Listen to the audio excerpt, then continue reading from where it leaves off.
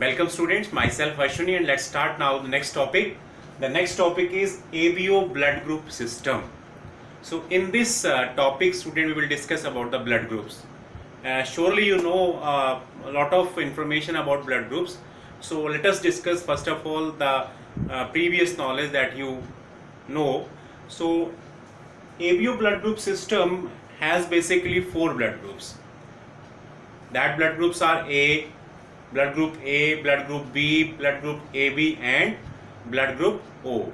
And this ABO blood group system was given by Karl Landsteiner in 1900. He had recognized 4 types of blood groups in human beings, and this system is known as ABO blood groups. So students, blood groups की जब हम बात करते हैं तो blood groups specially transfusion, जब हम blood किसी को ट्रांसफ्यूज करते हैं किसी नीडी पर्सन को, तो care should be taken that there should be a proper matching of the blood group of donor and recipient. जिसको ब्लड ग्रुप चाहिए और जो ब्लड ग्रुप देने वाला है, दोनों का ब्लड ग्रुप क्या किया जाता है, पहले मैच किया जाता है. ये मैचिंग क्यों की जाती है, इसके पीछे क्या कंसेप्ट है, इसके what is the reason behind it, so उसी के बारे में बात करेंगे. So first of all, blood group कितने रहते हैं एबीओ ब्लड ग्रुप सिस्टम में? 4 blood group, that is AB and O. Now students, blood group को समझने के लिए we have to understand 2 terms, antigen and antibody. Suppose I have B blood group, then what does it mean, or A blood group, then what does it mean? It means that whatever the RBC I have, suppose I am drawing a diagram of RBC, whatever the RBC I have in my body, they have an A antigen on the surface of the RBC. अगर मेरा A blood group है तो इसका क्या मतलब है कि मेरे जो RBC हैं उनके सरफेस पे कौन सा एंटीजन है, ए एंटीजन. जौन सा एंटीजन होगा that will reflect the blood group. Suppose if B blood group is there, then what will be happen on the surface of RBC, कौन सा एंटीजन रहेगा, बी एंटीजन रहेगा. अगर ए बी ब्लड ग्रुप है तो सरफेस पे रहेंगे ए बी एंटीजन, और अगर ओ ब्लड ग्रुप है तो ओ ब्लड ग्रुप के सरफेस पे कोई भी एंटीजन नहीं होते, याद रखेंगे. अब beside this antibody is also present in the plasma. Antigen होते हैं आरबीसी के सरफेस पे और एंटीबॉडी होते हैं प्लाज्मा के अंदर. अब if I have A blood group, then it means which antigen I have on RBC surface, that is A. अब एंटीबॉडी कौन सा होगा? एंटीजन ए के को जो हार्म कर सकता है, जो antibody, that is anti A. Antigen ए का जो दुश्मन है, जो नुकसान कर सकता है, जिसकी रिएक्शन हो सकती है एंटीबॉडी के साथ, वो कौन सा एंटीबॉडी है? Anti A. Anti is for antibody. Anti A के साथ लिखने का मतलब कि it is basically antibody. So if A antigen is there on the surface of my RBC, तो मेरे प्लाज्मा में एंटीबॉडी ए नहीं होंगे, क्योंकि एंटीबॉडी ए होंगे तो what will happen, there will be reaction of antigen A and antibody A. उससे क्या होगा? रिएक्शन से एग्लूटिनेशन हो जाएगी. A very important term, agglutination. Agglutination का मतलब क्या होता है स्टूडेंट? ब्लड क्लॉटिंग हो जाती है. ब्लड क्लॉटिंग होने से क्या होता है? आरबीसी ब्रेक कर जाते हैं और उससे क्या होगा? क्लम्पिंग हो जाएगी. जो ब्लड कैपिलरीज हैं, ब्लड कैपिलरीज में जब आरबीसी ब्रेक करेंगे तो आरबीसी ब्रेक करने से, क्लम्पिंग होने से आरबीसी फंस जाएंगे and there will be a not proper blood flow. Blood flow proper नहीं होगा, जिससे एनीमिक कंडीशन अराइज हो सकती है. सो अगर मिसमैचिंग रहेगा, ब्लड ग्रुप अगर ए है तो एंटीजन कौन सा है सरफेस पे? ए. तो एंटीबॉडी कौन सा होगा? एंटी ए नहीं होगा. एंटी ए होगा तो क्या होगा? रिएक्शन हो जाएगा, जिससे ब्लड आरबीसी टूटना शुरू हो जाएंगे. आरबीसी टूटना शुरू हो जाएंगे, दैट इज कॉल्ड एग्लूटिनेशन. उससे क्या होगा? फंस जाएंगे ब्लड कैपिलरीज के अंदर और ब्लड फ्लो रुक जाएगा, जिससे एनीमिक कंडीशन अराइज हो सकती है. तो अगर ए एंटीजन है तो उसके अगेंस्ट एंटीबॉडी बी होंगे हमारे प्लाज्मा में. तो दोबारा बात करें, अगर एंटीजन ए ब्लड ग्रुप है तो एंटीजन ए है, और एंटीबॉडी कौन सा है, एंटीबॉडी ए नहीं होगा, एंटीबॉडी बी होगा।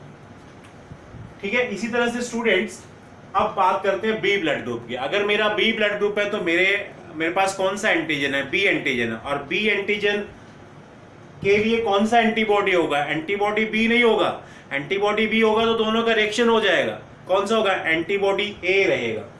तो बी एंटीजन है तो एंटीबॉडी ए एंटीजन है तो एंटीबॉडी बी। नेक्स्ट स्टूडेंट, अगर ए बी ब्लड ग्रुप है, ए बी ब्लड ग्रुप के केस में आरबीसी के सरफेस पे दोनों तरह के एंटीजन है, एंटीजन ए भी है, एंटीजन बी भी है। इस केस में कोई भी एंटीबॉडी नहीं होगा, बिकॉज अगर एंटीबॉडी ए होता है तो एंटीजन ए के साथ रिएक्शन करेगा, एंटीबॉडी बी होगा तो एंटीजन बी के साथ रिएक्ट करेगा। तो जब दोनों एंटीजन एक साथ हैं आरबीसी के सरफेस पे तो प्लाज्मा में कोई भी एंटीबॉडी नहीं होंगे, इसलिए यहां पर क्या लिखा है, नन।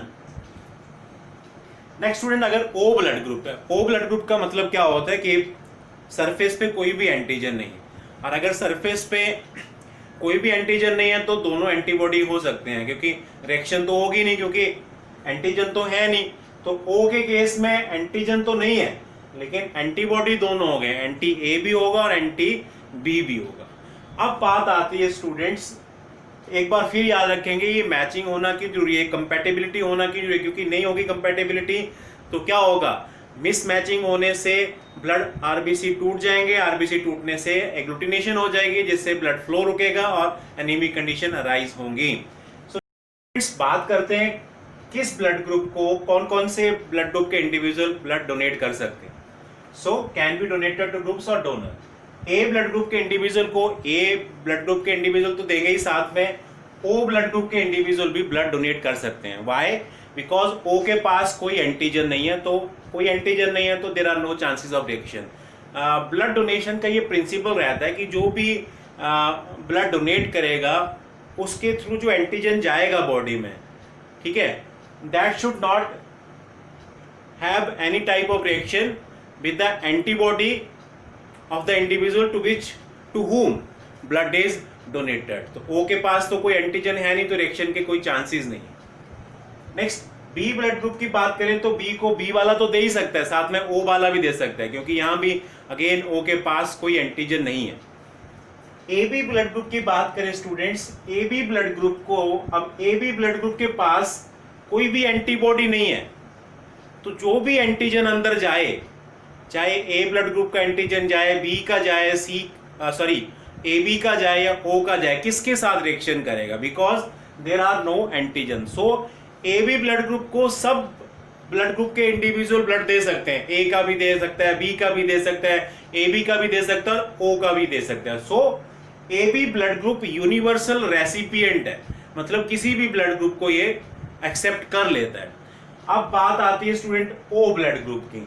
अब ओ ब्लड ग्रुप के पास एंटीजन तो कोई नहीं है लेकिन दोनों एंटीबॉडी है। अब होगा क्या, अगर सपोज ओ ब्लड ग्रुप के इंडिविजुअल को ए ब्लड ग्रुप इंडिविजुअल का ब्लड देता है तो उसके पास ए एंटीजन है, तो ए एंटीजन अंदर एंटी ए के साथ रिएक्ट कर सकता है, तो ए के लिए तो बड़ी ना है। अगर बी ब्लड ग्रुप का इंडिविजुअल जाता है तो बी एंटीजन जा रहा है साथ में, तो एंटीबॉडी बी के साथ रिएक्ट कर सकता है, तो बी ब्लड ग्रुप के लिए भी ना है। ए बी में दोनों एंटीजन है, दोनों रिएक्ट करेंगे एंटीबॉडी के साथ, तो बचा क्या सिर्फ option, that is O blood group.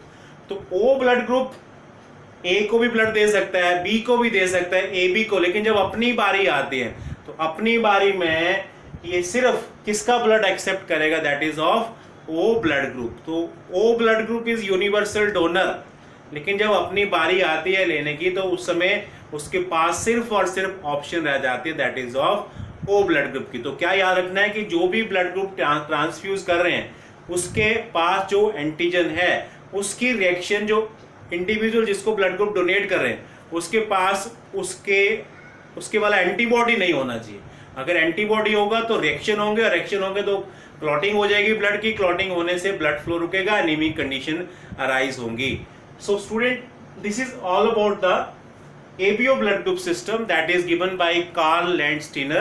In ABO blood group system there are 4 blood groups, A, B, AB and O. So in this topic we have discussed about the antigens, antibody and the donor which can give blood to particular blood group.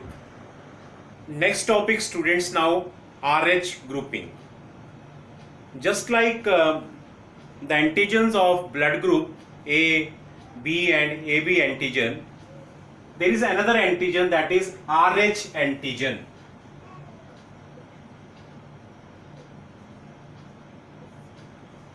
And this is also related to our blood group. When we ask anybody that what is the status of his blood group, then you or he or she may tell that A positive, B positive, A negative, B negative, AB positive, whatever. So this positive negative is basically related to RH grouping. So there is an antigen, that is RH antigen. Like previous antigens of blood group, it is also present on the surface of RBC or erythrocyte. Are chemically student proteins. So like other antigens, RH antigen is a protein. It is discovered in rhesus monkeys. एक monkeys थे rhesus प्रजाति के, उनमें सबसे पहले RH antigen पाया गया था. And about 80% of human individuals have this antigen and they are called RH positive. Human individual भी 80% जो रहते हैं उनमें ये एंटीजन पाया जाता है, और अगर है तो वो RH पॉजिटिव कहलाएंगे. तो if anybody has B positive blood group, then B is for B antigen and that positive is for RH antigen. B positive का मतलब कि सरफेस पे एक बी एंटीजन है और एक RH एंटीजन है. अगर सपोज एंटीजन नहीं रहता है, RH एंटीजन नहीं रहता, then that individual are called RH negative. So on the basis of RH antigen, whether it is present, there are two type of individual, RH positive and RH negative. So suppose anybody has blood group AB negative, it means on the surface AB antigens are there but RH antigen is absent. Now student, if RH positive blood is transferred into or transfused into RH negative blood individual, अब अगर RH positive blood को transfuse करते हैं हम RH negative individual में, तो क्या होगा. RH एंटीजन का मतलब है कि सरफेस पे कौन से एंटीजन है, RH, लेकिन एंटीबॉडी नहीं है. RH एंटीजन के लिए एंटीबॉडी RH होते हैं, लेकिन अगर RH एंटीजन मेरे अंदर है तो in my plasma there is no RH antibodies. So what will happen, क्या लिखा है यहाँ पर, अगर RH पॉजिटिव ब्लड ट्रांसफ्यूज किया जाता है RH इंडिविजुअल में, नेगेटिव इंडिविजुअल में जिसके अंदर RH एंटीजन नहीं था, so what will happen, then specific anti RH that is antibodies are formed. RH negative individual में RH पॉजिटिव ब्लड ट्रांसफ्यूज करेंगे तो उसके ब्लड में क्या बन जाएंगे, एंटीबॉडीज RH बनेंगे. याद रखेंगे, RH पॉजिटिव वाला जो इंडिविजुअल है उसके ब्लड में RH एंटीबॉडी नहीं होते हैं, लेकिन अगर RH पॉजिटिव वाला ब्लड RH नेगेटिव वाले इंडिविजुअल को देंगे तो उसके ब्लड में एक एंटीबॉडीज बनेंगे उस RH एंटीजन के against, that is anti RH antibodies. अब students, what happens if RH negative women have RH positive fetus in her womb? अगर एक RH पॉजिटिव नेगेटिव मदर है और उसके वोम में RH पॉजिटिव फीटस है तो क्या होगा. So in this case there are chances of one complication and that complication is called erythroblastosis fetalis. एक कॉम्प्लिकेशन आ सकती है जिसे हम कहेंगे erythroblastosis fetalis. So at the time of marriage, when we should also have to match the blood group. If there is no compatibility in the blood groups, then there may come complications. For example, in this case, when RH negative woman has RH positive, ये कब क्यों हो रहा है, because the female is might be RH negative और उसका जो husband है that is RH positive. तो उससे हुआ क्या, now ultimately in the womb of that mother RH positive child is there और उससे complication आ सकती है. That complication is called erythroblastosis fetalis. So क्या होती है erythroblastosis fetalis? Let us start to discuss. So now students, क्या होता है erythroblastosis fetalis? Let's start to understand. If a RH woman, RH negative woman is married with RH positive husband. So now case is there that she is Rh negative and in her womb Rh positive fetus is there. So what will happen at the time of delivery of first child, if the fetal blood come in contact, अगर fetal blood contact में आता है mother blood के, तो क्या होगा? Then what will happen? anti-Rh antibodies.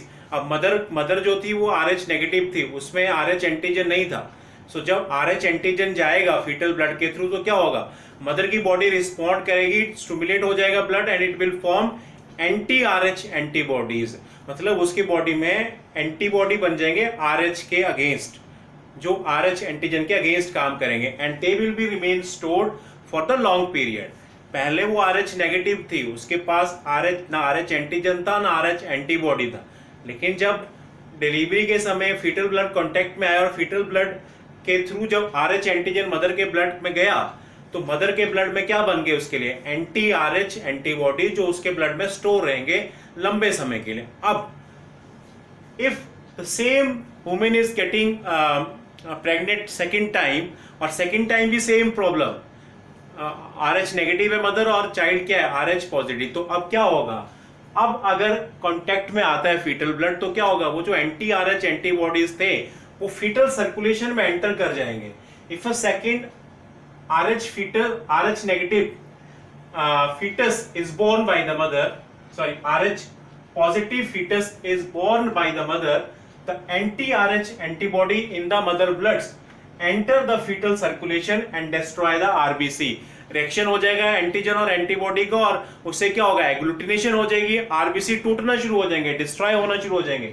जिससे क्या होगा? It results in jaundice and severe anaemia. Severe anaemia हो जाएगा, जॉन्डिस की प्रॉब्लम हो जाएगी एंड इसी कंडीशन को क्या कहते हैं? तो इस कंडीशन के साथ जब बच्चा बोर्न होता है that is called erythroblastosis fetalis. Erythro means RBC, blastosis means उनका टूटना, किसमें? फीटस में. That's what is called erythroblastosis fetalis. तो ये कंडीशन कब आती है? जब एक RH negative female bear RH positive child. First delivery में प्रॉब्लम नहीं आएगी, फर्स्ट डिलीवरी में तो उसकी बॉडी में anti-RH एंटीबॉडीज बनेंगे जो स्टोर हो जाएंगे, लेकिन सेकेंड डिलीवरी में अगर सेम वही सिचुएशन रहती है तो फिर फीटल सर्कुलेशन में anti-RH एंटीबॉडी एंटर करने से फीटस के लिए प्रॉब्लम हो जाएगी, उसके आरबीसी टूटना शुरू हो जाएंगे, जिससे जो न्यू बॉर्न है that will be born with jaundice and severe anaemia. और इसी कंडीशन को क्या कहते हैं? Erythro. So student, this is all about the RH grouping and a specific case that we have discussed in RH grouping, that is erythroblastosis foetalis. Friends, let's start to discuss the mechanism of blood clotting or coagulation of blood. When we get injured, after some time bleeding stops. Why? Because there is formation of blood clot. So blood clot के बनने के पीछे क्या mechanism है? That we will observe. So it is basically a cascade mechanism. There are many factors which are working in coordination with each other to perform that particular function.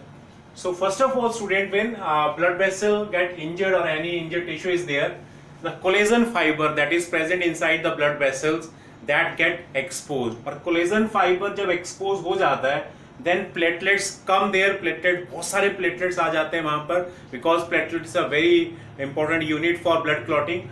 So platelets इकट्ठे हो जाते हैं, then they finally break और कुछ chemical release करते हैं. वो क्या होते हैं? जब कोई इंजरी हो जाती है ब्लड वेसल में, कोलेजन फाइबर एक्सपोज हो जाते हैं और उससे क्या होता है? प्लेटलेट्स वहां पहुंच जाते हैं, they get gather there, disintegrate होते हैं, रिलीज, और उनके रिलीज होने से डिसइंटीग्रेट होने से जो केमिकल रिलीज होते हैं, दो केमिकल हैं, एक है थ्रोम्बोप्लास्टिन और एक है सीरोटोनिन. सीरोटोनिन तो एक वैसोकंस्ट्रिक्टर या वैसोडाइलेटर का काम करता है. इससे पहले भी सीरोटोनिन का बात किया था हमने. बेसोफिल सिक्रीट करते हैं. बेसोफिल जो होते हैं वो सीरोटोनिन वैसोकंस्ट्रिक्टर भी है, वैसोडाइलेटर भी है.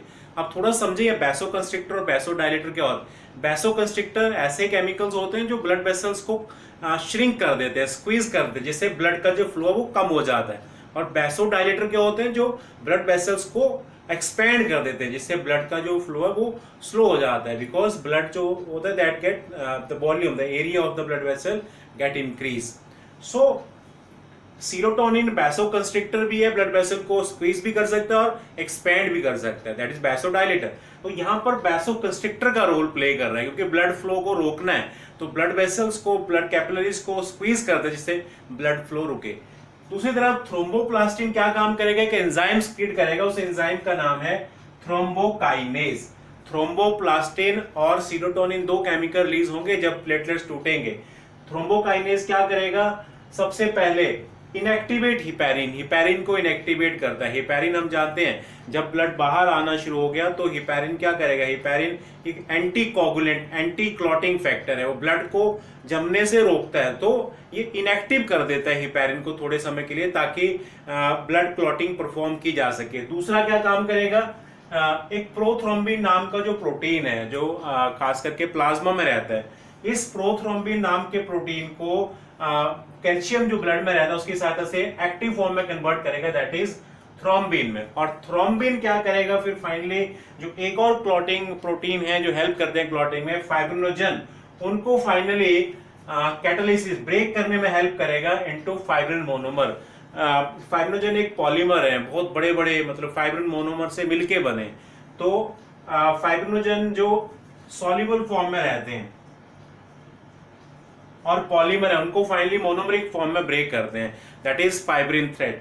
फिर ये फाइब्रिन थ्रेड जो होते हैं वापस आपस में मिलके एक नेटवर्क बनाते हैं। दैट नेटवर्क क्या करता है, वो नेटवर्क बहुत सारे ब्लड वेसल्स को ट्रैप कर लेता है और उससे क्लॉट बन जाता है। क्या हुआ दोबारा से देखेंगे, पॉलीमर जो थे वो थ्रोम्बिन ने ब्रेक कर दिए फाइव मोनोमर्स में, फाइव मोनोमर्स एक नेटवर्क बनाएंगे, एक मेश बनाएंगे, उसमें बहुत सारे आरबीसी ट्रैप हो जाएंगे, जिससे फाइनली क्या बन जाएगा, क्लॉट बन जाएगा और जो ब्लीडिंग है वो रुक जाएंगी। तो इस तरह से स्टूडेंट ये सारा क्लॉटिंग ऑफ ब्लड का प्रोसेस परफॉर्म होता है। बेसिकली हम कह सकते हैं that this process is performed under 3 steps. सबसे पहले थ्रोम्बोप्लास्टिन नाम के केमिकल ने थ्रोम्बोकाइनेज एंजाइम सीक्रेट किया, जिसने प्रोथ्रोम्बिन को प्रो एंजाइम फॉर्म से एक्टिव फॉर्म में लाया, दैट इज थ्रोम्बिन। थ्रोम्बिन क्या करेगा फिर, कैटालाइज करेगा, फाइव मोनोमर जो थे वो बनाएगा किससे, फाइब्रिनोजन से, जो पॉलीमर फॉर्म में थे। सॉल्युबल फॉर्म में होते हैं फाइब्रिनोजन, जो फाइब्रिन मोनोमर बनेंगे ये इनसॉल्युबल फॉर्म है, फाइनली इनसॉल्युबल। तो ये इनसॉल्युबल फॉर्म में फिर पॉलीमराइज करेंगे आपस में, बहुत सारे आपस में मिल जाएंगे, तो एक नेटवर्क बन जाएगा, वो नेटवर्क ट्रैप कर लेगा कार्पसल्स को, तो उससे एक ब्लड क्लॉट बन जाएगा। सो इन दिस पे स्टूडेंट द कोगुलेशन और clotting of blood is perform. ये सारा जो मैकेनिज्म है इसको परफॉर्म होने में टोटल 2 to 8 मिनट्स लग जाते हैं। कुछ कंडीशंस ऐसी रहती हैं, कुछ जेनेटिक कंडीशंस हो सकती हैं या कुछ और केमिकल सब्सटेंसेस हो सकते हैं जो रिस्पॉन्सिबल रहते हैं, जो क्लॉटिंग को डिले भी कर सकते हैं। जैसे एक जेनेटिक कंडीशन है हीमोफीलिया। हीमोफीलिया की कंडीशन में क्या होता है, जो हमारा हीमोग्लोबिन है, हीमोग्लोबिन लेवल पे कुछ ऐसी चेंजेस आ जाती हैं जिससे क्या होता है, व्हाट हैपेंस, ब्लड की क्लॉटिंग नहीं होती, और ब्लड की क्लॉटिंग नहीं होती तो जब भी कोई इंजरी होगी तो ब्लीडिंग होती रहेगी, और उस केस में अगर पेशेंट को इमीडिएटली फर्स्ट एड नहीं मिली तो ब्लीडिंग होने से पेशेंट की डेथ भी हो सकती है। सो कुछ जेनेटिक डिसऑर्डर या जेनेटिक कंडीशन ऐसी हैं जिसमें कैस्केड जो होता है, जो मैकेनिज्म है क्लॉटिंग का, वो डिस्टर्ब हो जाता है और इससे फिर प्रॉपर्ली क्लॉटिंग ब्लड की नहीं हो पाती। So student, this is all about coagulation और clotting of blood. Discussing all the important concepts related to blood, that is first body fluid. Let's start to discuss little bit about the second body fluid, that is lymph. So what is lymph, student? Let's discuss first of all how it is formed with the help of a diagram. Here I have drawn a diagram. These are arterioles. What are basically arterioles? Arterioles are the capillaries which comes out from the arteries. Arteries give rise to the blood vessels that are called arterioles, or similarly on the vein side there are venules. Venules when joined together they form the veins. So artery divide करती हैं arterioles में, arterioles finally capillaries में, और capillaries join करती हैं venule बनाती हैं, और venule finally veins बनाते हैं. So when blood is coming from the arterioles into the capillaries, it is under very high pressure, and when it is under high pressure, what happens? Some of the substances such as water, dissolved material from the plasma, they get sieved out. सीप out into the tissue species. Tissue species में इकट्ठे हो जाते हैं कुछ plasma के content जैसे water और कुछ dissolved substances, and that content that is present between the tissue cell that is called tissue fluid. कैसे बना? जब आर्ट्रियोल में हाई प्रेशर था और ब्लड कैपिलरीज में आया तो फाइनली प्रेशर के कारण कुछ जो पोर्स होते हैं कैपिलरीज में उनमें से कुछ प्लाज्मा के कंटेंट बाहर आ जाते हैं in between the in tissue spaces, and that is called tissue fluid और इंटरस्टिशियल फ्लूइड भी कहते हैं इसे, और इंटरस्टिशियल फ्लूइड। नाउ स्टूडेंट, ये जो फ्लूइड होता है फाइनली ये ड्रेन कर लिया जाता है प्रॉपर कैपिलरीज के द्वारा, दैट इज लिम्फेटिक कैपिलरीज, जो एक तरफ से बंद होते हैं, ब्लाइंड होते हैं। This is lymphatic capillary, red colour. So when it is drained out by the lymphatic capillaries, it enter into lymphatic capillary. तो अब इसे tissue fluid नहीं कहेंगे, it is called lymph. So lymph and tissue fluid is basically identical, दोनों एक ही चीज हैं। जब lymphatic capillary में चला जाता है tissue fluid तो हम उसे क्या कहेंगे? Finally फिर lymphatic capillary इसे finally veins में फिर से thrown कर देती हैं, फिर से deposit कर देती हैं। So as a tissue fluid काम क्या रहता है इसका? When nutrients are coming suppose from the arteries or arterioles into they have to go to the tissue or cells, तो क्या होता है? First of all that nutrients or dissolved gases पहले इस fluid में आएंगे that is present in between the tissue species, और इस fluid से finally फिर वो substances cells में जाएंगे। So exchange में help करता है। इसी तरह से if cell has to release suppose carbon dioxide and it has to move into the blood, so पहले टिश्यू फ्लूइड में आएगी फिर फाइनली ब्लड में जाएगी। So whatever the material that are coming through arteries and to the cells, they are have to be move through tissue fluid, और whatever has that has to go through from the cells to the blood that also has gone through by passing that tissue fluid. So in some books it is written that tissue fluid is commonly called middleman. Tissue fluid को middleman भी कहते हैं because it helps in exchanging of material between blood and cells. So here whatever I have written that blood flow with high pressure inside capillary, then some water dissolved material seep out. This is called tissue fluid or interstitial fluid. As this tissue fluid enter into lymphatic capillary, it is called lymph. और lymph की बात करें, it has similar composition to plasma. जो blood होता है उसका जो plasma उसकी तरह ही होता है, सिर्फ इसमें RBC नहीं है और प्लाज्मा प्रोटीन जो होते हैं कुछ कम रहते हैं, इसमें सारे प्लाज्मा प्रोटीन नहीं पाए जाते हैं lymph के अंदर. And lymph also contain a special type of WBC, that is lymphocytes. Functions क्या रहते हैं lymph के, जो हमने 10th में पढ़े थे. ये ड्रेन करने में हेल्प करता है एक्सेस फ्लूइड जो टिश्यू स्पेसीज में इकट्ठा हो जाता है. अगर टिश्यू स्पेसीज में फ्लूइड आता रहेगा उसको ड्रेन नहीं करेंगे लिम्फेटिक कैपिलरी के through, so here there may be a condition of oedema, swelling आ जाएंगे टिश्यू स्पेसीज में, तो ड्रेन करने के काम आता है. दूसरा, it helps in the absorption of fats. हमने देखा था एब्जॉर्प्शन ऑफ फैट्स में कि फैट्स डायरेक्टली ब्लड में नहीं जाते, पहले लैक्टील में जाते हैं. लैक्टील क्या है? They are the largest lymphatic vessels. So absorption of fats में भी हेल्प करता है.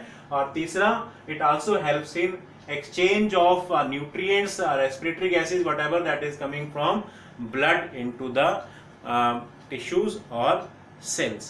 So this is all about the important information regarding the second body fluid, that is lymph. So in this space, student, we have completed our two body fluid. We have discussed in detail about the blood and we have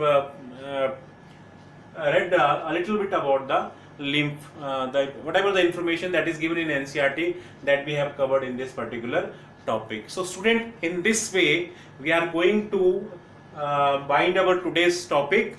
In our next topic we will meet with some new particular topics. Till then, take care. Thanks.